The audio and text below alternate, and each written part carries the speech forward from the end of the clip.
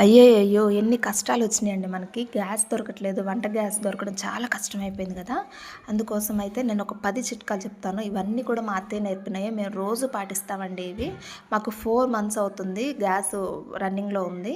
చిన్న మంట పెట్టి వండితే ఎక్కువగా మన్నికొస్తుందండి గ్యాస్ అనేది. మూత పెట్టి వండండి. మూత తీసి వండొద్దు. మూత తీసి వండితే ఆవిరంతా పోతుంది, ఉడకదు త్వరగా.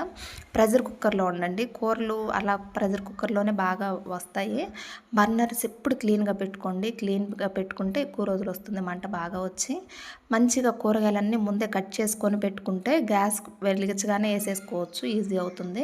చిన్న పాత్రలు చిన్న బర్నర్ మీద పెట్టండి. చిన్న పాత్రలు పెద్ద వాటి మీద పెట్టి గ్యాస్ వేస్ట్ చేసుకోవద్దు. నీళ్లు పోయొద్దండి ఎక్కువగా. నీళ్లు పోస్తే ఎక్కువగా రాదు. ఎక్కువసేపు మండుతుంది మంట. అలానే ఫ్రిడ్జ్‌లో తీసిన వెంటనే వండొద్దు. సమానంగా కట్ చేసుకోండి కూరగాయలన్నీ వెంటనే ఉడికిపోతాయి. చిన్న పాత్రలో మంచి సరైన పాత్రలో వండుకోండి. ఇవన్నీ మేము రోజు చేస్తాం. మా అత్తయ్య నేర్పినయే.